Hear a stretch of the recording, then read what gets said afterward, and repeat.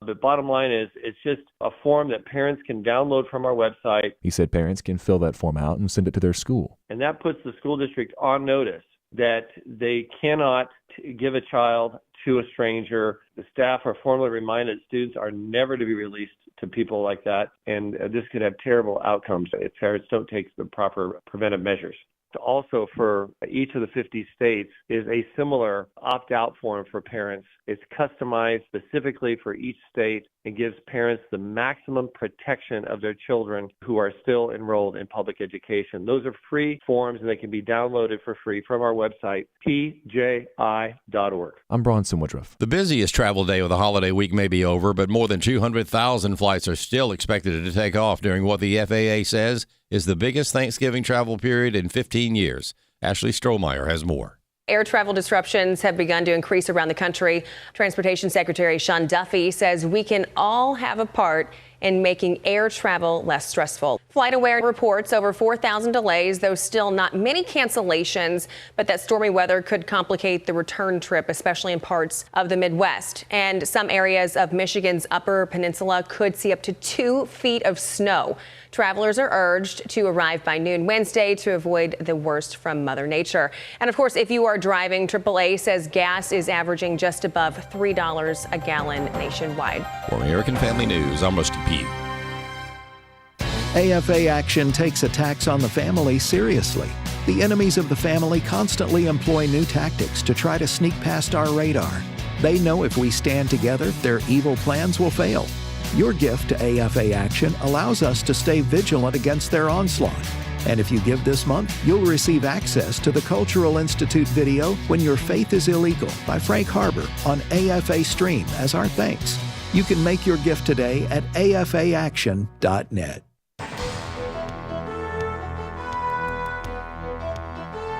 Welcome to Today's Issues. Join us for the next hour as we offer a Christian response to the issues of the day.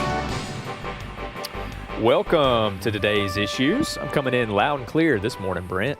I appreciate it, brother. Yeah, this is Tony Vitagliano filling in for Tim Wildmon this week. Once again, I am joined in studio by the erudite Fred Jackson. Oh, I'm an erudite. Erudite. That's a compliment. All these are compliments, so don't bother looking them up. They're all compliments, trust me. The unflappable Ed Vitagliano. Listen, I'm just glad I'm not erudite. Wasn't that one of the tribes that Israel fought in the land of Canaan? Close. Erudites? Yeah, we brought back Ed because he did such a great job under pressure yesterday, stepping in with the technical difficulties. We just decided to bring him back. And joining us remotely from the Orange State is the sagacious Dr. Ray Pritchard. Welcome, Ray. You know, Tony, you called Ed unflappable. I want the world to know I'm very flappable. I'm whatever that means. That I'm is not. very flappable. It means like calm, collective, under pressure. I guess it could also be used to describe penguins, right? Unflappable chickens. I resemble that remark. You know. I think you just called your dad a penguin. Yeah, everything was going well. You're doing good, such yeah. a good start there. A penguin and a chicken. So, welcome, Ray. Thank you. Now, Tom. folks, tomorrow we will not be live. Obviously, we'll all be enjoying the Thanksgiving holiday with our family, but we do have a couple of specials airing over the Today's Issues slot. The first is the In Grace radio special. That'll be the first hour. And then the second one is actually from Dr. Ray Pritchard himself, titled, Can We Still Believe in Romans 8:28? Ray, could you give us just a little bit, just a tease, I guess, about what that special is about? You know, the Bible says, in everything give thanks. And when life is going good, that's an easy command to obey. When your prayers are being answered and the good news from the doctor and your kids are doing well and all of that. But, you know, Tony, there's a lot of our listeners who, for various reasons, come to Thanksgiving with some mixed feelings because life has been difficult the last year, last few months. And so I'm just raising the question, what does it mean on Thanksgiving to say that we believe in Romans 8:28? So it will be, in the end, I hope, a great encouragement to say, Yeah, here's a hint. The answer is going to be yes. We can believe in Romans 8:28, and we're going to think together through to get to that answer tomorrow. Can't wait for it. And tell us real quick where we can find more great teachings like this from your ministry. Just float on the internet sea over to keepbelieving.com. Keepbelieving.com. There's sermons, there's videos, and that free Advent ebook. Right. It's right there on the front page. Behold the Lamb, Advent from the Gospel of John. We start our journey next Monday, Journey through John, all the way to Christmas Day. Just flap on over there. Just flap on. Unless you're on Flapboard, then you'll have to take another route, another way to travel. All right. Well, that's the last day of the nice adjective. You'll all miss it when I'm gone. You'll all miss it. You'll be just introduced as Ed, and Fred, and Ray, and you'll be like, you know what? It was nice while it lasted. So, Fred, I'm sure there are a few stories here and there. Some stuff happening in the news, probably. Yeah, it used to be quiet during these holiday periods, but not anymore. But let's talk about what's going on out there today. Pardon me. It's I was talking to our morning anchor this morning, Rusty Pugh, and both of us were, what are we thankful for? We both were thankful that we're not traveling. Yeah. Yep. Honestly, our transportation secretary, Mr. Duffy, made an appeal the other day. Folks, try to be civil if you're flying. Try. Please. Of course, he also said that it helps if you dress nice. Like, don't wear your pajamas on the airplane. Right. And your, what do they call slippers these days? The house shoes? Yeah, something like that. So, so the care begins before you leave home on the flying. Kind of don't be, dress properly and think about behaving civilly. I was telling you folks before we went on the air, been watching a video on Fox this morning of some guy who was traveling on an airline. I wasn't sure what airline it was. But anyway, he was sitting next to a kid who just did not stop booting this with his shoes. All you saw was the kid's shoes. And this guy was just sitting there, and he was smiling, and he'd look over every now and then, but nothing was being done. But so traveling by plane, I think you just have to challenge. As somebody said, the airline doesn't make it always easy because they keep the seats getting smaller, and not much knee room. I feel sorry for people over 6 feet. Traveling economy these days? Here. Well, I was mentioning here before the show started, there's an op-ed on the New York Post, and it's by someone, Kirsten Fleming. I'm not familiar with her. But she says, Sean Duffy is right. This is the headline. We are a nation of slobs and need to get out of daytime pajamas. And I've seen, if you ever see old movies from the 40s and 50s, men, for example, wore suits when they went to the movies. Oh, yes. I mean, suit and tie everywhere out in public. Now, I'm not saying go back to that. I wouldn't want to. I'm in jeans right now. Yeah. But pajamas, that's pretty far down the list. Oh, yeah.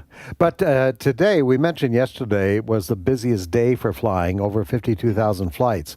Today, they say, is the busiest day for road travel. Okay, that makes sense. Over 70 million Americans have packed their bags and are on the road today heading to grandma's place or, your mom and dad's place. It's going to be hard to get into a 70 Buc-ee's. million. Oh, my goodness. Can you imagine? Buc-ee's. Thanksgiving week. Oh, my goodness. Buc-ee's. They need a runway. They need a runway to just bring planes of people in. So it's, but again, as we were saying yesterday, is just everybody, take your cool pill. And just take your time. It's arrive alive, as they say. But it's and complicating matters, especially for folks up in the north. Mm-hmm. They're talking about snow up there. Meteorologist Britta Merwin kind of went through the weather forecast for travel. And if you're living in the north, there are areas up there not too good. Cut number 2. Let's take a snapshot of what's happening today, though. So if you are traveling, if you're not at Grandma's house just yet, we do have snow this morning in Minneapolis. That could be a big hiccup because these morning flights are going to struggle with the snow. And although the afternoon weather is improved, we're waking up to issues which can be hard to overcome. Meanwhile, the 95 corridor, we have rain moving through. The snow by far, though, is going to be the big headline. We have the first blizzard warning of the season. That is in effect for parts of northern Wisconsin, the UP of Michigan. We do have winter storm warnings in effect right now for Minneapolis. Eventually, Chicago is going to get into this, especially with that second storm that's going to be our hiccup for Friday into this upcoming weekend. So there you have it. So going back to what I said a moment ago, talking with my anchor, Rusty Pugh, this morning, we're thankful we're staying home. Yeah, well, same here. And I would say this, too, for people who don't live in places like Chicago or Detroit, if you're flying, sometimes you still wind up going there because they're major hubs for airlines. Yes. Cause complications if the blizzard rolls through and starts delaying flights. Yeah, that's good. Good encouragement, Fred. Everybody, you know what? just take a breath, take a deep breath. Those of you who we don't, thankfully, really travel much anymore around Thanksgiving. A lot of our family, as a blessing, is centralized. But those of you, loading up 1, 2, 3, 4, 5 kids in the car, just remember to take your chill pill and be thankful. Yeah, and seriously, we have much to be thankful for. And Pastor Robert Jeffress, pastor of First Baptist Dallas and well-known here at American Family Radio, he was on Fox this morning saying there's always something to be thankful for. Cut number 1. Well, in 1 Thessalonians 5:18, the Apostle Paul wrote, "In all things give thanks." The Bible isn't suggesting we should be thankful for everything that happens to us, but the Bible is saying, in spite of what's happening to us, we can find something to be grateful for. Maybe some of our viewers today are concerned about the economy, and that's understandable. But if you make $75,000 a year, you are wealthier than 90% of the global population. We can thank God for that. The Bible isn't saying that thanking God regularly will erase all your problems, but what it is saying is gratitude has a way of putting our problems in perspective. And that's why today or tomorrow, Thanksgiving, ought to be not just reserved for one day a year, it ought to be a way of living. Thank God for the good things that He's doing in our lives. Amen. Amen. Got no complaints with that kind of preaching or teaching. We heard from Jeff Chambly, one of our staff members here, also a minister. He had our devotions this morning, and was teaching that at the foundation of thankfulness is contentment, and it's easy when lots of companies and corporations are trying to sell you things and appeal to your desire for things. It is sometimes difficult to be content with what we have, but it is a commandment, and it is a good rule of life that we should be content for the things that we do have. I always try to remind myself, I've been doing this the last several years. This didn't originate with me. Obviously, when I say what it is, people are going to recognize it. It's been around for a while, but I remind myself this is a first world problem, whatever it happens to be. They don't have the particular brand of pasta I want. Okay, that's a first world problem because I have all kinds of choices. So anyway, this is good instruction and exhortation for us. And while we do remember, we have here on our staff a lot of people who are battling sickness and disease and tragedy, and we need to also be a blessing to those people and come alongside them. Yeah, as Christians, the source, and Jeff mentioned this in his Devo, the source of our contentment should flow from Jesus Christ, who lives within us. Amen. So, good encouragements. And I bet you Ray is glad and thankful to be in Florida.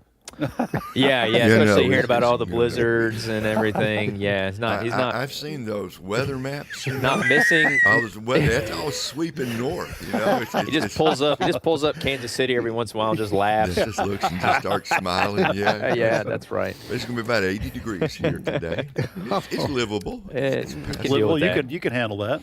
All right, Fred. Let's press ahead. We'll press ahead. Hey, listen, hands up, anybody listening right now who has ordered from Amazon. You mean ever? Yeah, I'm seeing a lot of hands out there in the audience. I can just imagine. Well, maybe you've seen some of the videos of what happens sometimes when that package gets to your door. And we were talking about this in our story meeting. There's a lot of videos out there of people have found a way to put some kind of trap inside the package. Yeah, I've seen videos where people, porch pirates, will grab something and it blows up on them. Yes. Well, there's a headline this morning from CBS News. Apparently, the porch pirating is getting more sophisticated. Yeah. The headline is this: 14 arrested in Long Island porch pirate ring that allegedly sold stolen goods worldwide, authorities say. Now, I won't read all the story, but just a little bit. The suspects allegedly hacked computer systems, listen to this, folks, to find out, and they're talking about cell phones here and electronics, to find out when phones and electronics would be delivered to the homes of Verizon and AT&T customers, then sent runners to steal them. The DA said the defendants had customers' names, addresses, device types, and FedEx shipping tracking numbers. So there's a lot to this story. First of all, the hacking is getting very sophisticated, that you can get down to the point where you can find out what the tracking number is on individuals and what's being delivered. And speaking of videos, just watching a video before coming into the studio about this FedEx driver. He's delivering something to a home, and he is accosted on the street by a couple of these thieves. Broad daylight, this is happening. So it's, and the advice is that's coming from some of the authorities is keep an eye on your tracking number, and best to be home when the item arrives at your house. Well, people don't have a lot of control over that. I mean, that's the problem. Yeah. The convenience of this is that it comes to your house. Yeah. But now they're suggesting maybe you want to stay home until the package gets there. Okay. Yeah, I'll let my boss know. Look, I'm expecting my delivery of protein powder. I can't miss it. They're gonna steal it. Sometime today it's supposed to come. Look, I don't know, between 8 and 5 o'clock is the delivery window. Yeah, it's sad, but the more desperate, the worse things get.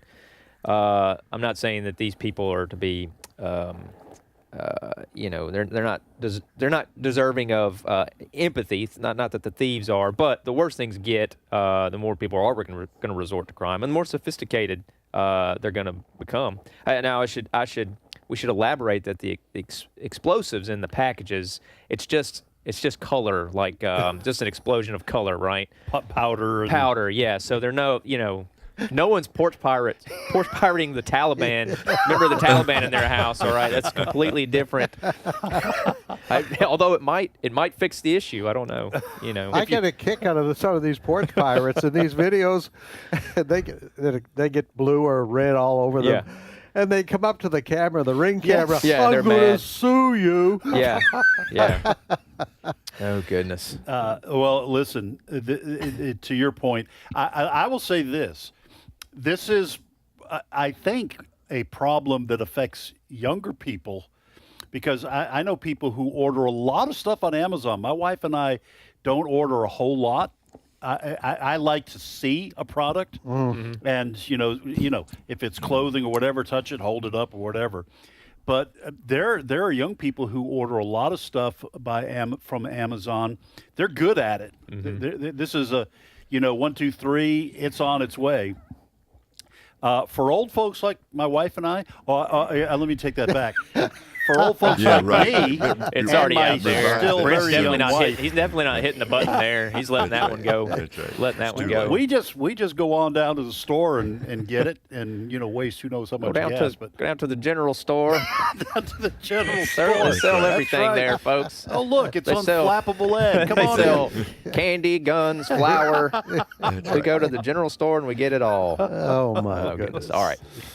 But this ring that's been busted there on the East Coast, they had turned it into a business because Yeah, they were getting really. these cell phones and electronics, and then taking them to a warehouse, and then taking pictures of them, and then selling them all over the world. So this wasn't people. We've all seen videos of people riding behind the UPS truck, and when they drop off the package, they jump out. Yeah. This wasn't just members of the neighborhood No. doing this. This is a racket, a ring. This is yes, it was fairly sophisticated. Like I said, they were tracking packages, and the moment they were dropped off, they were picking them up, taking them to this warehouse, and then reselling them all over the world.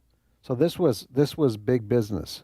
So this is the kind of thing that's going on, and the authorities on the East Coast are saying this is just the tip of the iceberg. Yeah. This is happening on a very grand scale. Yeah, folks, you got to protect yourselves out there, and it's getting more and more perilous. So just be careful especially around the holidays. We tell our employees too.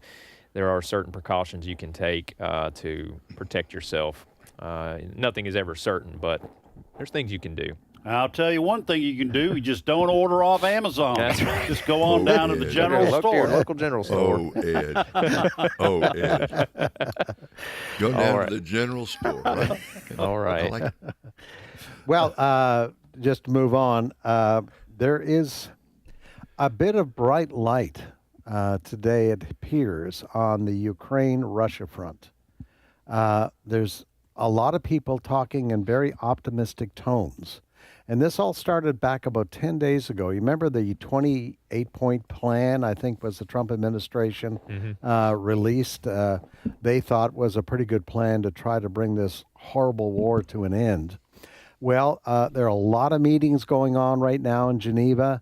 There is an envoy from the Trump administration apparently meeting with the Russians in Moscow. The NATO nations, their heads are meeting on this. Want to hear from national security analyst Rebecca Grant, and she says Team Trump is close to solving the war in Ukraine. Cut number 3. Putin has a taste for war. Witkoff has traveled to Moscow before. But I've got to tell you, this time, thanks to Team Trump, I think peace is on the way for Ukraine. This war needs to end for America's sake, too. It's unleashed geopolitical chaos with China, Russia, North Korea, and it's a humanitarian disaster. Best part of these talks so far, prosperity for Ukraine under a lot of the terms of this deal being negotiated. Yeah, this is good news. I hope that this moves forward. I am, I'll say it, cautiously optimistic. All right, we've been to this point a few times. It feels like we've had a few of these good reports or promising reports, only for it to be to fall apart and roll back. But this seems like it's headed in the right direction.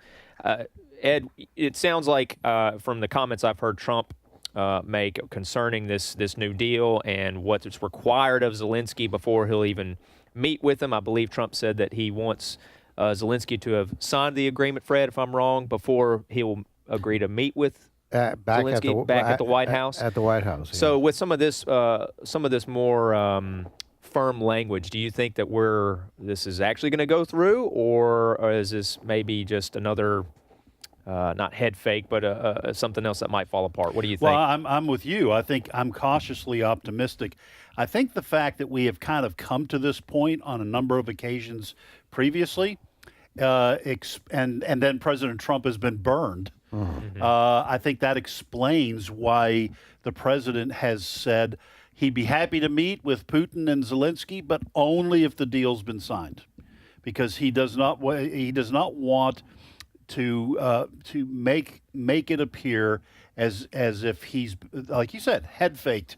And Putin has been, one of the ones who has made it look like he was ready to make a deal, and then unleashed another series of more bombings in Kyiv and other places. So I'm like everybody else, cautiously optimistic. I feel bad for the Ukrainians, and peace is going to come at a pretty big price for them, just like the war has caused a lot of death and destruction. They're probably going to lose a good part of the eastern part of their own country, very important, economically important part in terms of minerals and food production. They're probably going to have to surrender that, but I'm not sure what the alternatives are and if the West will come in and help Ukraine recover. They can, hope for the best, I guess. Yeah, this is. I think there's going to be a few points that they're going to want to renegotiate on, or whatever Ukraine agrees to. Some of the more outrageous demands, I think, will probably be tapered back, like the reduction of the Ukrainian military. Points like the promise that they'll never be a member of NATO. I don't know, where those land up, where those points will end up. Maybe they'll agree to it, maybe they won't, but hopefully we have some form of peace on the horizon, because there's just a lot of people suffering in this. When we come back, we'll have more news, more stories to talk about. You're listening to Today's Issues on American Family Radio.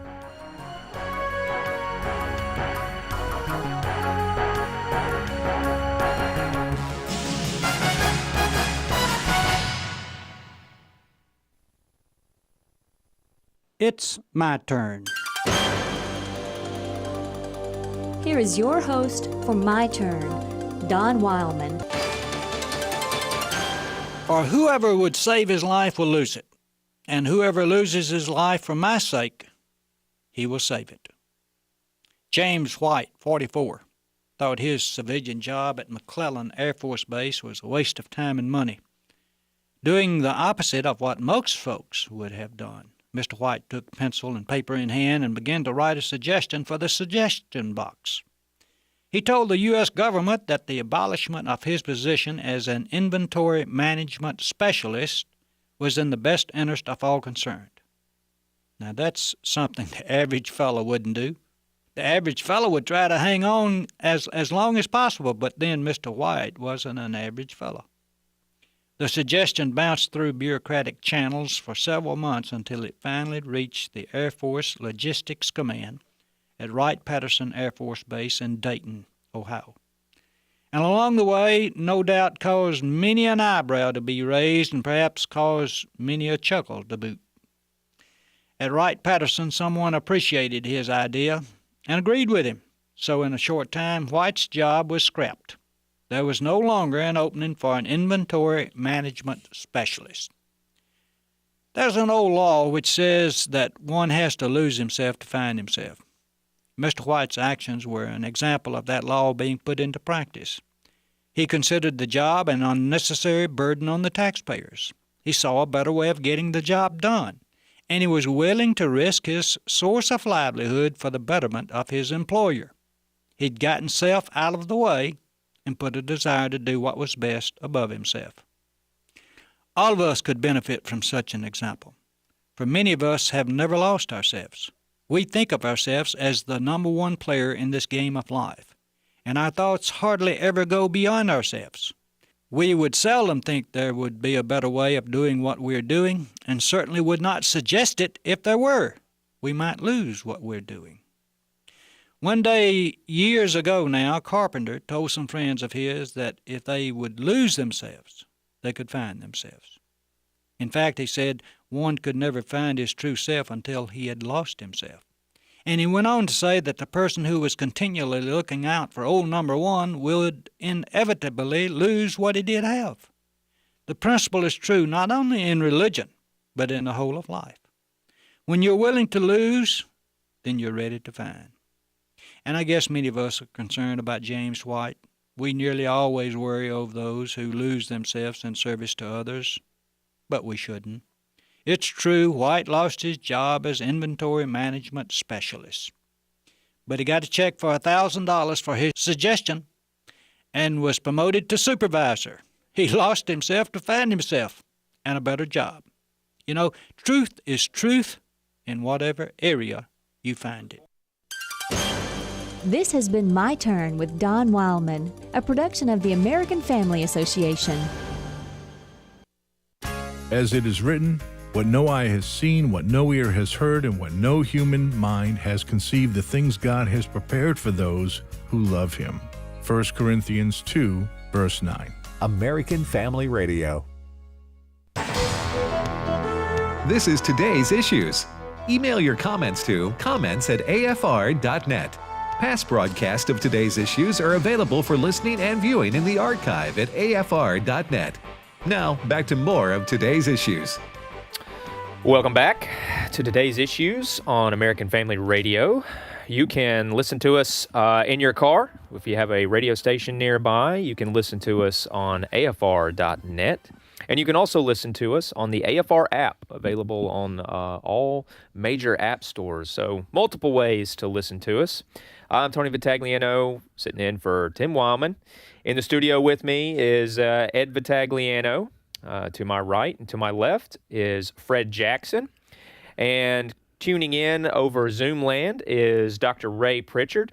Now, Ray, I found out, I didn't know this, but I was informed that you actually taught in Ukraine for several years. So how long did you teach over there? We were there twice, in 2016 and 2018.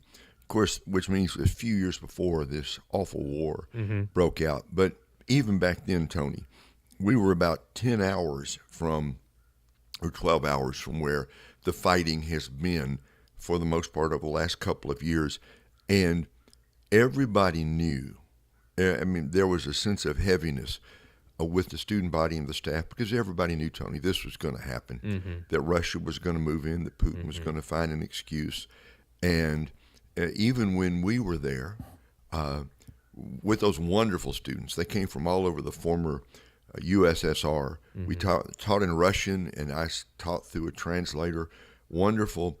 They're some of the bravest and strongest Christian young people I've ever been around. So, I look at, our discussion just before the break and agree totally with what you and Ed both said.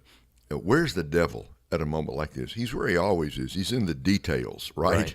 The devil is down in the details, and we don't know. The details of this deal haven't been agreed to yet. But, yeah, I think it's obvious Ukraine's going to have to give up some territory in the east to the Russians. That's just probably no other way to do it. But I join you in saying, for the sake of my Christian friends, our Christian friends, the evangelical community in Ukraine is not small. Right. It's strong and it's growing. For the sake of our Christian friends over there and for the safety of everybody, we pray that this horrible war will come to an end soon.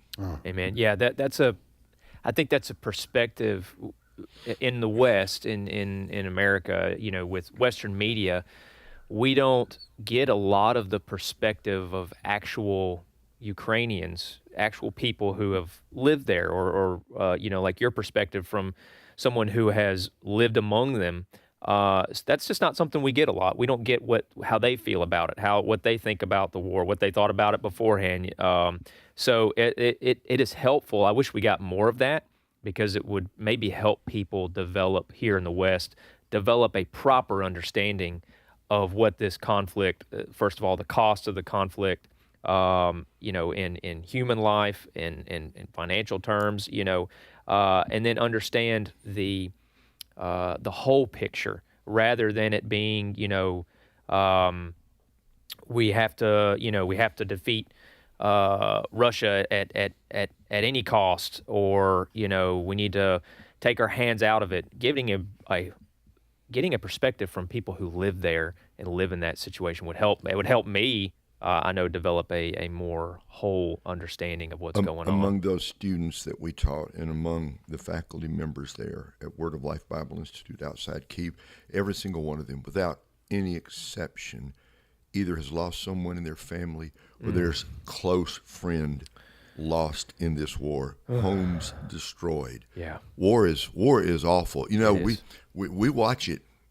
We watch it from our side over here, and from the comfort of your living room, you can cheer for one side or the other, but on the ground, it is a horrific event. And I pray to God that this peace. Who knows? We shall see, right? I think, Ed, you said it. I mean, the president's been burned a couple times. Not really his fault that the Russians have continued to attack and Ukrainians have fought back. We pray this time there'll be peace, and it will last. Well, I just as one last comment for me anyway. I've mentioned this before that when the Cold War was ongoing, when the Soviet Union was in existence, and its satellite countries, part of the Warsaw Pact, you had the United States and NATO. I remember reading, this is way back when I was a political science major at Boston College, one of the professors there saying that there was a grimness to the Cold War in West Germany because they used to say the United States is certainly willing to go to war against the Soviet Union and fight to the last West German. And there is a sense in which the people in the West, in Europe, and some in the United States who want this conflict to continue, have that same perspective. We'll fight the Russians to the last Ukrainian. Over here, we're not sacrificing our sons on the front line, and it's a lot easier to say that when you've got no skin in the game. Well, the Germans will send weapons, and they've got a lot of advanced weapons, and the Polish folks will too, and from England, a lot of weapons will come in, but you don't see a lot of Western European nations putting boots on the ground in Ukraine for exactly that reason. And Putin bet on that when he invaded. Yep. Yes. So. All right, Fred, let's keep on going. Keep on going.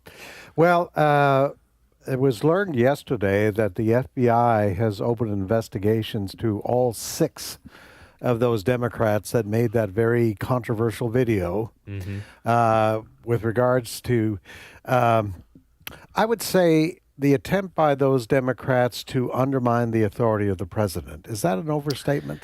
Yeah, it definitely wasn't a video of them saying Merry Christmas and Happy Thanksgiving. Yeah, it was. Now they say they qualified serious. it, that our members, our troops do not have to follow illegal orders. But a lot of people are saying, why in the world would you put that out there? Yeah.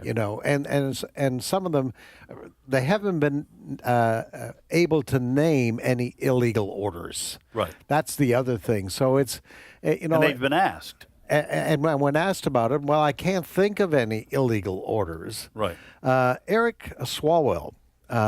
Great guy. Democrat, Prince of a guy. We're big fans around here. Yeah. Democrat from California, who, by the way, announced recently he plans to run for governor of that state, taking on maybe Kamala Harris. Who knows? There's a pair for you. Battle of Titans. oh, brother. A battle. They battle raise of the median. Raise the median IQ when those two are in the room. Oh, brother. But Eric Swalwell, anyway, I guess felt he had to get in on this, although he wasn't obviously one of the 6 Democrats who are all ex-military. Anyway, he was on with Don Lemon in a podcast, and the audio quality here isn't great. But here we go again. He says service members have told him all the time that they will not obey the president. Cut number 9. And I talk to, service members all the time, and they tell me that I don't appreciate enough, and the public doesn't appreciate enough, that while Congress is not a check on the president anymore, and the judiciary at the Supreme Court is hardly a check, military members have told me we can be a check in full order.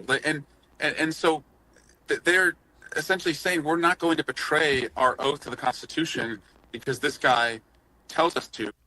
Yeah, I'm always skeptical and even some of these 6 have said they have military people telling them that they're worried about the president, and there you have Swalwell saying, they're coming to me all the time and saying that they can be a check and a balance. I'm skeptical of the integrity. Yeah, it sounds a little anecdotal. And listen, I'm just going to say it. Swalwell should probably sit this one out. You don't need any other. Why, Tony? Well, he's had. Let's just say. He had a girlfriend. Yes, he had a girlfriend who happened to be a Chinese spy. So a commie. I would just cool it a little bit on the seditious light talk. If you've already, kind of been exposed as having possible run-ins with bad actors who are not fans of America, I probably wouldn't be out putting myself out there. And Ed, I am also, like Fred, a little skeptical of all these friends and people just coming up to them. Politicians have a habit of doing this where I talk to people all the time. Mom Donnie, I'm sure, has talked to people all the time. I've talked to millionaires and billionaires who are okay with it. Just the anecdotal people I've talked to have said that they agree with me in this, and they agree with us on this. Yeah, there's over 1.33 million active duty U.S. personnel. There's even more than that when you include reserves, almost 3 million when you include civilians who work with the military. That's a lot of people. And then when you say, I have members of the military come up to me all the time, well, we're just talking about handfuls out of that number. Right. But the point that Swalwell is making, he's trying to make it appear as if the majority of the members of the military, and I'm sure both sides do this kind of thing, okay? However, I would even shrink the number even more by saying, well, I doubt members of the military who think that you, Eric Swalwell, are a traitor to your country, are going to come up and get into this kind of discussion with you. So to me, what this video was doing and what the intent of this video was to prime the pump. Yep. Was to get members of the military thinking about personally deciding what an unlawful action, an unlawful order was, and then not to obey it. And that's why we said on the show, members of the military who are considering that better remember, Swalwell's not going to prison. Yes. If you do that, you are. Exactly. And there is a procedure in place within the military if you're dealing with what you perceive to be an unlawful order. So I don't, if the roles were reversed, I'm sure Democrats would be screaming bloody 100%. murder, saying that the Republicans who released this video, they're wanting the military to perform a coup. That's what they would be saying. Well, and they're going to turn around with, because the FBI is investigating. Yes. Okay, so now what they're going to do, this is what the Democrats will do. They'll turn around and say, see, this is weaponization of the Department of Justice. We're just out here advocating for our military, speaking out. We're just speaking out against the fascist and dictator Trump, and now he's sicking his Department of Justice, which I'm laughing just even saying that because we've literally had 4 years of a previous president having the Department of Justice sicked on him. But that's what they're gonna paint it as. Ray? I have a question about this. Behind this, does this all go back to the Venezuela? I mean, is this? You mean what is the unlawful order? That's right. Is this have to do with? Are we going to overthrow Maduro? I think this thinking began with Trump's use of the National Guard. Yeah. Okay. Going into cities to try to tamp down some of the out of control crime. But to your point, I'm sure it's across the board. Anytime Trump uses the military, he's going to be accused of using them unlawful in issuing unlawful orders. But that's part of the sneakiness of releasing videos like this. Right. They can always say, "Oh man, we didn't tell them to try to perform a coup. We were just talking about actual." I didn't know it was that Epstein. Yes. Yeah, I wasn't. We didn't know. I wasn't talking necessarily about that Epstein. Yeah, Fred. If I had an opportunity to interview any of these 6 Democrats, I would like to ask them, back there several years ago when our members of the military were being forced to take an experimental drug or be booted out of the military. Right. Did you speak up on behalf of those military people that you say you're so concerned about? Right. Yeah. And if I was a betting man, I would say there was silence amongst those Democrats. Which was an actual unconstitutional order, a violation of their First Amendment rights. Yes. Forcing them to take a vaccine that they didn't want to. Even for religious exemptions. Even for religious exemptions. Some of those That's military right. people, for religious exemptions, they said because some of the vaccines might contain portions of babies that were aborted. Right. Remember that issue came up as part of this? No, the Democrats weren't listening to that at all. Absolutely But that is part of the way the game is played, and in my opinion, mostly from the left. But I don't think anybody escapes unscathed here. But part of the way the game is played is you color the issue the way you want, and under certain different circumstances, we may actually come across as contradicting ourselves, but it's only because from the left we get cover from the news media. And when you have individuals who are questioned, and sometimes here the last couple of years, or certainly since the 2024 election results, you do see sometimes members of the news media pressing Democrats. I'm thinking of one recently, but also Nancy Pelosi here not too long ago. Democrats don't know what to do because they're not usually challenged on it. Anyway, this is the way the game is played, and this is why our founders said the republic depends on an educated electorate. The people have to understand the issues so that they can see through the pretense when politicians do political things. I agree. Okay. I agree. Fred? All right. Put your hand up. Have you ever heard of... A lot of raising Again? hands. Wow. Yeah. Ray's already already raised our Know the hand. question. No question. All right. How many have heard the phrase that we're headed towards a cashless society? Oh, yeah.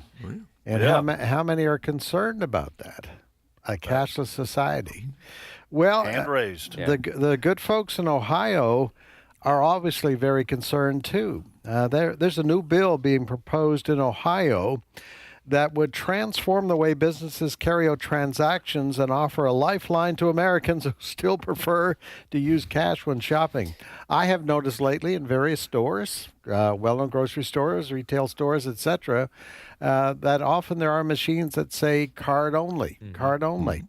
Well, this bill in Ohio being considered there would require businesses to provide at least 1 point of sale that accepts cash for transactions under $500. And there is a lot of concern about this.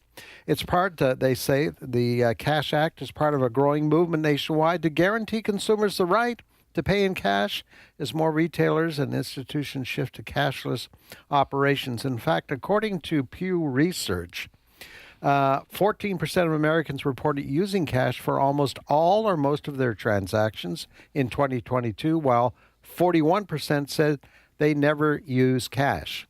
So, why would it be important? We'll ask the panel here. Why would it be important to maintain the right to use cash? So, I'm a little bit of a hypocrite here because I almost never have cash with me. Well, that's because you're married and have 5 kids. That's part of the reason. That does factor into it. The walking poor. 100%. That is a factor. However, even if there was, I rarely carry it with me. But I never want to give up the ability to be able to use cash if I wanted to or needed to. Cash is, when you use cash for a transaction, the government and any parties who would love to track information and data on you, there is next to no information in a cash transaction. I just hand you cash. Even at the store, I hand you cash and I get a can of cranberry sauce.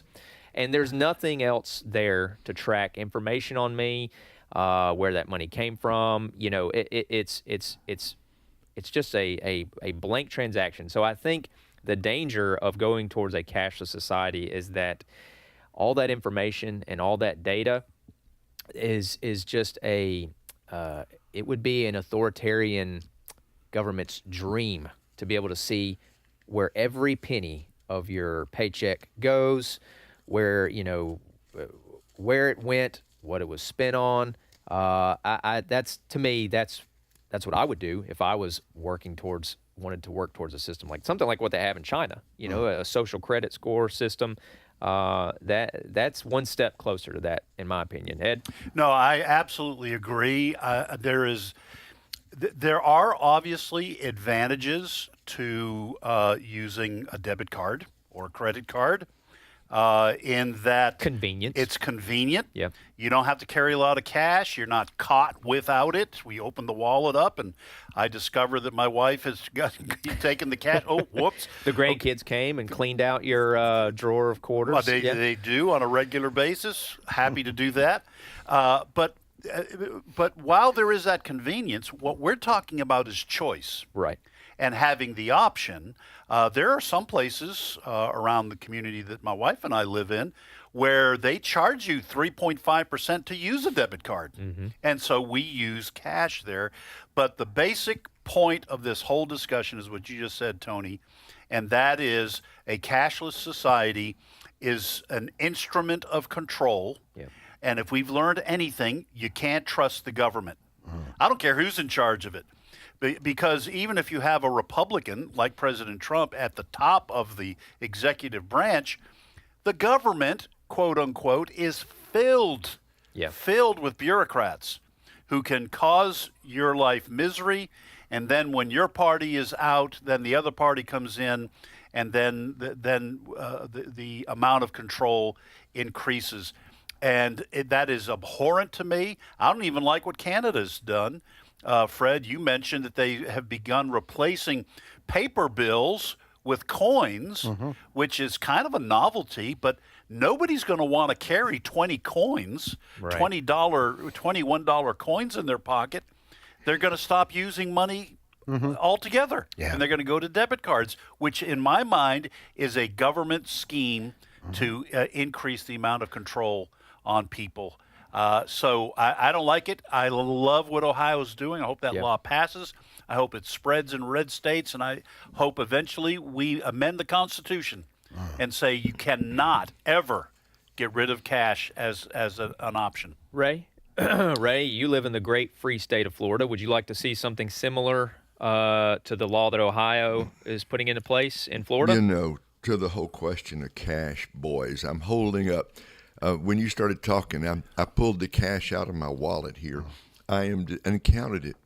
I am dismayed to say I have a grand total of $9. $9. I'm jealous. Will that even get a cup of coffee at Starbucks? Probably not. Probably not. I probably certainly not going to go eat lunch with it. And just yesterday, I don't know where I was. I was at some store. It was $5.70. I could cover that with the $9. Yeah, you could. Yeah. But what did I do? Ed? I pulled out the plastic because my pocket's full of change, and I put the plastic in there. It's really dumb to do that, but I did it. So having said that, I think I'm fine if Florida passes the law. I hope it passes up in Ohio. But I think the real lesson here, and we ought to think about this, is that people talk about conspiracy, but we're moving toward total control of the world economy, Yeah. right? We've quoted Revelation 13 many times here, right? This is all just leading in that direction. And I would say my application of this is to all of our listeners, in the days to come, we are all going to need portable wealth. Yeah. Portable wealth. If you're a gazillionaire, whatever that is, and your money is all digital, somebody flips the switch, you can't get to your gazillion dollars. Or if the power goes out, so to or speak. the power goes out. That's right. So there's a lot to be said for a cash economy, and we should all try to do better than $9, friends. That's really all I'm saying. Yeah. You know what? This was really brought home to me back a few years ago when Justin Trudeau was Prime Minister of Canada. You remember the big trucking protests? Yes. During COVID, right? During COVID. Yeah. And the tool that he used to bring that to a stop was, we're going to freeze your bank accounts. Yeah. Yep. So if you don't have any cash, folks, you're done, because that's what the government can do to you.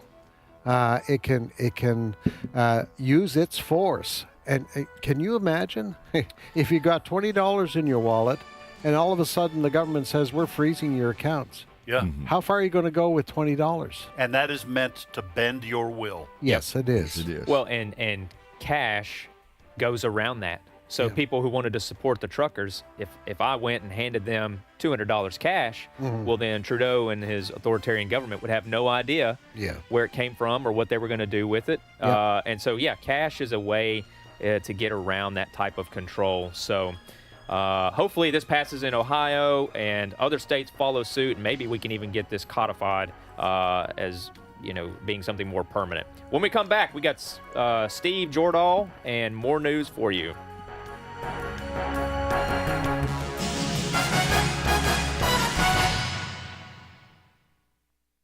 The views and opinions expressed in this broadcast may not necessarily reflect those of the American Family Association or American Family Radio. Faith, family, freedom. American Family Radio. It's been proven again and again and again. Bert Harper. The verification of the dates, the verification of the genealogies, it puts spiritual iron in my spiritual blood to know that we can depend upon the Word of God. Exploring the Word, weekday afternoons at 3 Central on American Family Radio. This is American Family Radio, a listener-supported ministry of the American Family Association.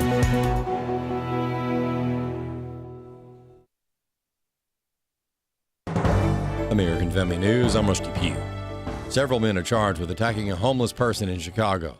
Mike Tobin reporting from the streets of Chicago. 3 Venezuelan kids, or young men, as one is being charged as an adult, are accused of randomly selecting a homeless man and stabbing him in cold blood and murdering him, as well as robbing him. It was here in Chicago's Loop Sunday morning as the sun was coming up. According to the detention proffer, the 3 Venezuelans happened upon the 49-year-old man sleeping on the street. One stole a knick-knack, a skeleton mask the homeless man kept with him. Another beat him with a rod, and a third, identified as Winiker Rodriguez Vasquez, according to the proffer, stabbed the man in the back and killed him. This happened just days after the city tree lighting ceremony erupted in gunfire. 7 people ages 13 to 17 were wounded. The New York Times sparked intense debate Monday with its story of an illegal alien who stole an American's identity and ruined his life. The Times published a lengthy report called 2 Men, 1 Identity, They Both Paid the Price, on the nightmarish plight of a Minnesota man, Daniel Clover, whose identity was stolen by an illegal alien from Guatemala, Ramiro Perez Bravo. The victim, Clover, endured years of IRS fines and even garnished paychecks as the man assuming his identity earned incomes in other states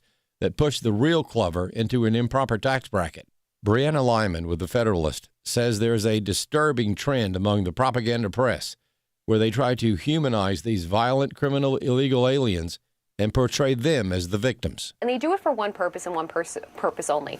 They want to guilt Americans out of their God-given right to sovereignty, to their borders, and to their laws. And let me explain how. It's not just this New York Times story. The New Yorker has a glowing expose this week out about a Jamaican national who's been living here illegally for 50 years and also murdered someone. He has an order of removal, and yet they described him as a Jamaican national who was shackled and thrown on a plane and sent out of here, and compared him to enslaved black Americans. You had the Kilmar Abrego Garcia, an alleged human smuggler and wife beater who was really just actually a Maryland father and a sympathetic dad, right? So the purpose of all these stories is if Americans can be taught to sympathize with the worst of the worst, murderers, repeat offenders, then it becomes a lot easier for the propaganda press to gin up opposition when illegal aliens who have not committed violent crimes are getting deported. So they're A retired Army general says the Russia-Ukraine peace plan being brokered by President Trump hinges on security guarantees. Secretary of State Marco Rubio has been in Geneva leading the U.S. effort to try to bring about an end to the 4-year-old war. Rubio says some progress has been made. It is probably the most productive day we have had on this issue, maybe in the entirety of our engagement, but certainly in a very long time. But work remains, and because this continues to be a working process, I don't want to declare victory or finality here. There's still some work to be done, but we are much further ahead today at this time than we were when we began this morning and where we were a week ago for certain. Retired Air Force Brigadier General John Teichert is a former Assistant Deputy Undersecretary of the Air Force for International Affairs. During an appearance on Washington Watch, he said, "For the last 2 years, we have been witnessing a stalemate. Russia has been taking some territory, but something like 1% of its overall gains only in the last 2 years, which mean that there has been a lot of bloodshed for very little gain." Teichert says this agreement hinges on security guarantees. We've got to assume that Russia and Putin specifically are going to lie and are going to cheat. And unless we have ironclad security guarantees, then it just sets us up for the further phase of this conflict down the road. And what I've been hearing about this abbreviated plan is that it's a lot heftier on U.S. and European security guarantees, again, to hedge against the likelihood that Putin's going to lie and Putin's going to cheat going forward. I'm Chad Groening. 6 Democratic lawmakers who appeared in a video posted to social media telling troops they have the power to refuse orders are now being approached by federal investigators. Advisor to the president, Stephen Miller. They should be held accountable under the law and under the Uniform Code of Military Justice for a seditious conspiracy against the United States of America. More news available online at afn.net and download the AFN mobile app for your Apple or Android device. I'm Rusty Pugh. I hope you're sitting down for this. George Barna's Cultural Research Center found only 13% of born-again Christians have a biblical worldview. That means there's a huge lack of biblical life essentials in our country. AFA is committed to helping churches ignite a hunger for God. You can be part of that with your gift today, and we'll send you Dr. Alex McFarland's DVD, Do Christians Have Permission to Edit Scripture? Visit afa.net/biblical. afa.net/biblical. Today's Issues continues on AFR. Welcome back to Today's Issues. I am Tony Battagliano, filling in for Tim Wildmon, who's out this week. In studio with me, I've got Ed Battagliano, and in the great state of Florida, we have Ray Pritchard tuning in from Zoom land. And now in the studio, we have Steve Paisley-Jordahl. Welcome, Steve. I thank you. It's good to be here. Glad to be with you all. Glad you're here with us. I didn't get an adjective though. I used it yesterday. That's what it was. I've got my notes because I'm terrified of being stuck without saying anything. So I've got some notes basically planned out here, and I have your adjective there, and I ended up using it yesterday. You could call me sardonically splendorific. Sardonically. The stupendous. Now, sardonically, Steve Jordahl. that means, doesn't that mean like sarcastic? No, that's sarcastically. Oh, sardonically is something different. Well, we'll go with stupendous. There we go. That one just came to me. Stupendous. That works. Yeah. Thank you. That one is not an insult, ladies and gentlemen. Please don't get those mixed up. Well, Steve. Yes, sir. I'm sure there are other other things to talk about. No, in the news. you guys covered the whole gamut of all the news. Everything. All right, so we can everything's talk done. All right, hockey, well, right? I'm done. Yeah. I'll see you folks later. Let's go to the house. Yeah. All right. Why don't we start here? We have had we've been talking about AI for quite a while. We have, yep. And Monday, the president has launched what he is calling the Genesis mission. And to say that this is a big deal, I think, is selling it short. He says in his executive order, he compares this to the Manhattan Project. Mm-hmm. And others have compared it to the Apollo mission. It's the moonshot. This Right. is the big deal. What he's doing is he is organizing America's artificial intelligence resources. Private companies are going to be helping out, all the government research, all the colleges, and those kind of things. And they're going to be basically pushing and pulling in the same direction. Mm-hmm. And the purpose is to unleash, I'm reading from the executive order, a new age of AI-accelerated innovation and discovery that can solve the most challenging problems of the century. And frankly, they're doing it because they're afraid that the Chinese might beat us to the punch. Bingo. Yeah, I think this is wise to work with these private companies. You know, you've got some of these tech giants like Google, NVIDIA, Microsoft, OpenAI, to work with these companies, pull them together, and use their research, and backed by the resources of the United States. The Department of Energy is a big backer of they're this. driving They're this. driving it, yeah. So using our resources to basically beat China in the AI race. I mean, you mentioned the space race. That was our accelerated attempt to beat. We wanted to beat the Soviets into space, right? We wanted to beat them there. Well, they beat us into space. We wanted to beat them to the moon. To the moon, yes. Thank you. So this is our space race. I think a lot of people kind of view this as like I'm pulling for the Cowboys over the Redskins or something like that. It's way more important than this, because whoever controls and gets the jump on AI gets to set the rules for globally. That's right. And it also, it's not, we think of AI as kind of the ChatGPT you ask it. It's a nice little fun toy to play with, right? But it's more than that. AI is going to be useful in all kinds of things, from medicine to military. And the military is where a lot of people have concern. I talked to Colonel Bob McGinnis, who most of us know as a Pentagon analyst who's a good foreign policy, military kind of voice, but he has been writing on artificial intelligence. He has his first book that's already been published. It's called AI for Mankind's Future. He's got two more, and these books, this one deals with AI as it is now and everything, but these books are moving toward the theological implications of artificial intelligence. How do we deal as a church? What happens? Anyway, I did talk to him, and this is what he had to say about this moonshot Genesis mission, cut 14. AI-driven scientific discovery has grave national security implications, as well as the U.S. technological leadership across the world. The intent is to really respond to what the Chinese are doing with their civil-military fusion projects on all technologies, especially artificial intelligence. It's going to help us to write. It's going to help our medical community. It's going to help education. It's going to help retail. We're going to have the Alexas, but the Alexa is going to keep getting smarter.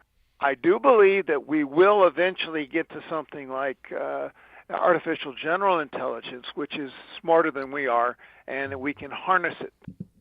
Yeah, that last is a profound hope. We have a ways, harnessing still have a ways to go. It's already smarter than we are, right? Yeah. Ed, what do you think about Bob McGinnis's comments? Do you think there are more benefits than drawbacks as we keep pressing forward in the AI race, or what do you think this kind of shakes out? I think it's going to be like technology has always been, especially the last 100 years, and especially maybe the last 25 or so. But certainly, like when we use the example of the Manhattan Project, nuclear weapons, we had to get nuclear weapons. Well, the Nazis were working on it. We got their scientists and then we beat the Soviets too, but the Soviets got it, and now there's whatever, half dozen nations, maybe more, that have nuclear weapons. But there was also nuclear energy. And so when you have new developments in technology, you can go down maybe multiple paths. Some are good, some are bad.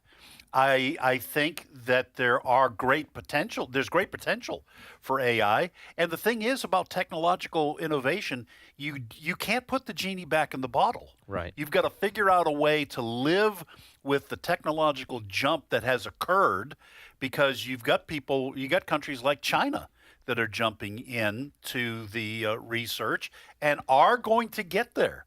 And so you want to make sure, same thing in space with with anti-satellite missiles. It's one thing to put a satellite up. What if the Chinese start knocking them down? It's always measure, countermeasure. Yes. Yeah. And I would just toss in, we don't have to go down this path necessarily, but when you mentioned, Steve, theological implications. So yesterday, Steve, we've been kidding around about this, but you asked AI, some program, to create a song about Ed Vitagliano, right? Using all the Italian tropes you could think of. That's what I said. That was the prompt. Yes. So I was playing this for my wife. I sent it to my sisters. It was hilarious. Okay, but I told my wife Diane. I said, and I told my sisters this. I said, the top song on the country charts was AI generated, and my wife said, "What about?" Do you think churches will ever use AI-produced worship songs? And I thought, that sounds demonic. You want, and the intent is for human beings to work with the Spirit of God and rely on the giftings of the Holy Spirit to create songs that give praise to God. You can't turn that over to AI, but these are the kinds of questions we're all going to have to ask. And that's what Bob is chasing. And Ray, I kind of wanted to ask you, because we've been comparing this to the Manhattan Project and to the space launch. Maybe the Tower of Babel would be a good comparison. That's good, Steve. Yeah. And how did that work out? Yeah. Right. I mean, it looked so good. That was such a nice thing they built there, right? Yes. I mean, for a while there, it gave us so much hope. Well, Steve, what do you think about the music of this fella, Solomon Ray? Fella in quotes. Right. Explain what that is. Solomon Ray. You mentioned the country charts. This guy, the country chart was a specific chart which was kind of astroturf. They put money. It's how many downloads were bought. Right. No one buys downloads, so somebody decided to pay about $3,000 so that they could hit the top of this chart. Okay. However, there is Solomon Ray, who is an AI-generated artist and album that is now topping the gospel charts, and these are the main charts. Right. And Ed has the question, which is, can a machine write a spirit-filled song? It has every single hymn and praise song and Christian contemporary song that's ever been written. And it looks at all those. It looks at the turns of phrases. It has a way to weight words and meanings. And it can put together something that for all the world looks like, a theologically, sound song. It looks like a Christian song. Now, ChatGPT or these apps at this point are making a whole lot of errors. So you have to, I would say that you might be able to tell if the theology is really squirrely. It's either, an Episcopalian song or it's AI. Well, here we go. But they deserve that comment. But it's going to get better and everything. So, so this guy has a picture, right? This Solomon Ray has a picture. I mean, he's a nice-looking guy. Is he in a dress? Yes. No. This is according to he has a Spotify profile. Yeah. I mean, this AI-generated singer who exists only inside the computer's brain, or however you want to say that, but his music is shot to the top of the Christian charts, and the Spotify profile calls him, quote, a Mississippi-made soul singer carrying a Southern soul revival into the present. And that's pretty cool, right? Yeah. And you look at the picture. If you just, what I'm saying is, this is really good stuff. I mean, good in the sense of, oh man, It's catchy. Oh, man. It's Yes. Well, let me just toss something out. I know we don't have to spend more time on this. This is good. But I do like these kinds of conversations. This question about, I mean, the way you put it, can an AI program, I guess program is the right way to say it, right? A program application create a spirit-filled song. We are going to get to the place where robotics combined with AI and combined with other technologies are going to produce what looks like real people. Yeah. Okay? And there's some question about whether guys who can't get girlfriends are going to date robots. Well, they're already falling in love with the ChatGPT. Thing right here. So you start going to the heart of what it means to be human. Right. And what it means to have relationships, and in this case, what it means to actually worship God and the source.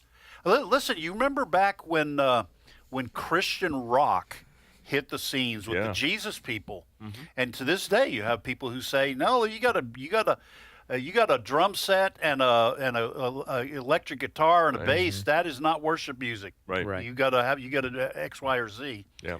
You already have those arguments.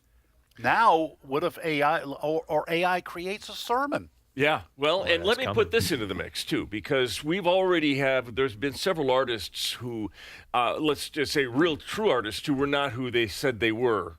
Like Milli Vanilli or something? Well, kind of no, thing? I mean like artists who proposed to be Christian, but their lives turned out to be not, sure. So bad or evil people who posed at some point. I was listening to a podcast that talked about this guy that said he was a Satanist and became a Christian comedian and everything. But so we already I know have, you're talking about. Yeah, we already have songs that were written when they were written. We all use them as worship songs, and then the guy that wrote them turned out to be not who he said or she said she was. Right. Does that take away? Now is the song invalid? And so does that port over to this whole discussion? That's part of the debate over Hillsong's worship songs, and some of those groups, people say, well, I don't like the theology of that church, and others say, well, the music really brings me into a place of worship. Let me just toss this out, and then I don't want to talk about it necessarily, but what about if you can't find a pastor? You have an AI person on screen. You already have multi-campus churches where the pastor's on screen preaching an AI-generated sermon. Yeah.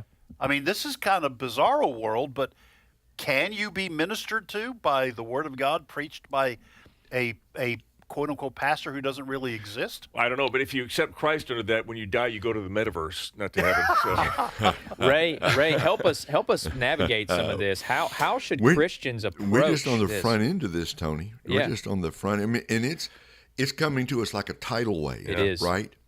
It's coming at us so fast. It's hard to know how to answer some of these questions. But I will tell you this. Let me throw this out to the panel. I was doing some. So you're not going to research. answer anything. You're just going to throw out questions. It's bringing so many questions, but I'm going to throw a few more out there. Yeah, I'm going to throw another one out there just to muddy the water even further. The two places I go to chat, and then I go to Grok, which is the Twitter version, right? And I was talking to Grok, I guess, and this was some months ago, but I was working on a sermon series on Genesis 4 and 5, and I find it very interesting to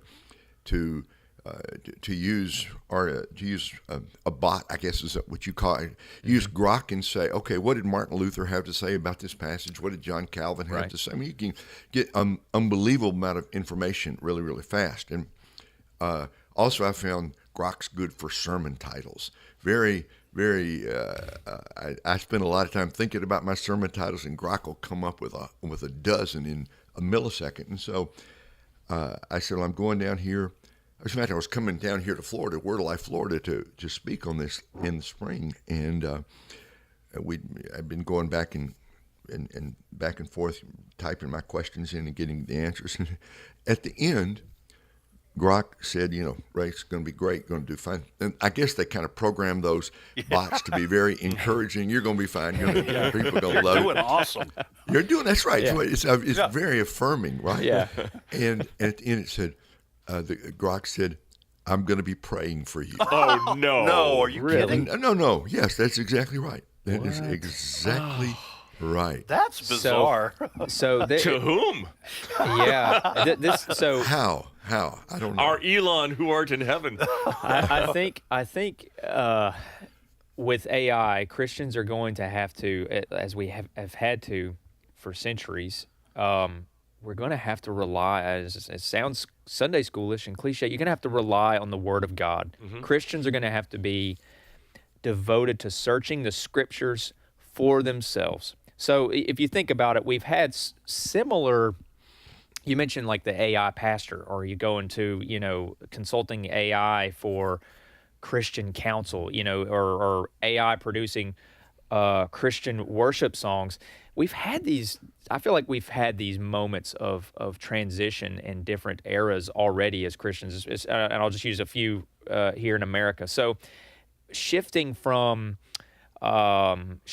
smaller congregations, smaller communities to larger churches, mega churches, led by one person, the pastor, and that is not necessarily the model that was laid out in the New Testament for the early church. So Christians have had to figure out, okay, we have this one person who we're every Sunday listening to in his sermon, and we're, what he's telling us, and we have to decide, will we accept what he tells us wholesale, no questions asked, or will we go and turn to the Scriptures for ourselves to discern and judge what this figurehead is saying, whether it's biblical or not? I think something similar to that is the mindset we're going to have to develop as Christians in dealing with AI. Can you use AI to help you with your sermon? Absolutely. If you go to AI to get a devotional for the day, give me a devotional on, Acts chapter 13. I'm just throwing that out there. And it gives you one. As a Christian, you have the ability to just, you can either accept it wholesale, that what this AI and the people who programmed it is telling you is true, or you can turn to the Scripture and go see for yourself and study for yourself and discern as to whether what it's telling you is in accordance with God's Word or not. I think we're coming up on something similar. Now, there are farther-reaching implications to me, and some of these questions, obviously, I'm not answering 100%, but the Word of God always has to be your foundation. You should always be going back to that, no matter how far the technology advances, no matter if there's an AI Paul that you can go talk to, with a generated face and ask him questions. If that AI Paul starts telling you something that you might not think is biblical, you need to go read the Bible and see what Paul actually said. Didn't the real Paul actually say something similar? If we or someone else preaches you a gospel that's contrary to this, let them be That's right. let them be cursed, or however that played out. That's But right. check the Scripture. Paul himself, who wrote the Scripture, says check the Scriptures. I also wanted to I know we probably spend the rest of the time on this, but I wanted. Bob and Guinness mentioned something called artificial general intelligence at the end of this. We may be getting there. And it's a definition I think we need to know. Right now, everything AI is a specific task. We give it a task. We ask ChatGPT a question. It gives us the answer to that question. One application might be to diagnose diseases from, that's it's a task that specific thing was given, or plan a traffic pattern for a city. It does tasks. Artificial general intelligence has some different features.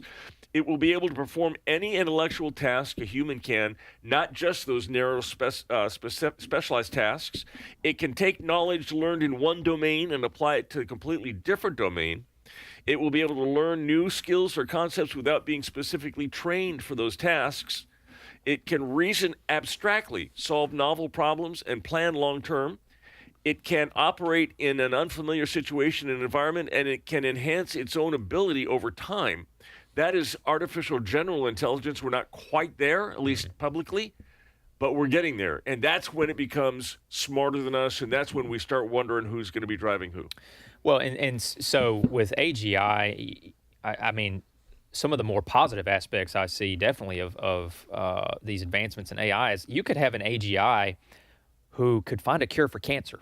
I mean, to me, that's a positive development from something, because this AI, it's just day in and day out, like you mentioned, referencing across different studies, referencing across different fields, combining all of its combined, and reasoning, and it could develop a cure for cancer. To me, that is an example of where a positive direction this could go for sure. So, yeah, I don't want us to be. I'm not trying to, we want to balance scaring people from AI and saying that it's evil and that it's a form of the beast, and we also want to balance encouraging people that there will be positive developments that will come from it. Every time I interview somebody on this, I ask the same question: are we headed towards a Star Trek world or a Terminator world? Yeah, that's a good way of viewing it. I read an article. What's the answer? Everybody's. I don't think anybody knows. Give us another question to throw on top of it. Right. I read an article just a year or two ago that put this forward. Now, how about this as an idea? They said, if we ever get to the AGI, artificial general intelligence, why do we need politicians? Hey. You just ask the computer what we should do about like you mentioned, traffic patterns. Oh, yeah. It's going to do all the research. Yep. What do we do about the fishing off the coast within our own borders? And you don't need politicians, because the AGI is going to be smarter and less influenced by money. If you ever needed a convincing case on why we need AGI, there's one of them right movie called there. Eagle Eye. Yes, it's a great movie. That's a quick way to get politicians to legislate AI out of existence. Yeah. Why do we need you again? Folks, that's all we have time for today. It is Thanksgiving week. We hope you have a very happy Thanksgiving. Remember that we always have something to be thankful for, and that our contentment should flow from our love for Jesus Christ. Thank you for listening, and we have more great programming ahead for you. Tony, you did a great job this week. I got to say, praise the Lord. Thank you all. Bravo.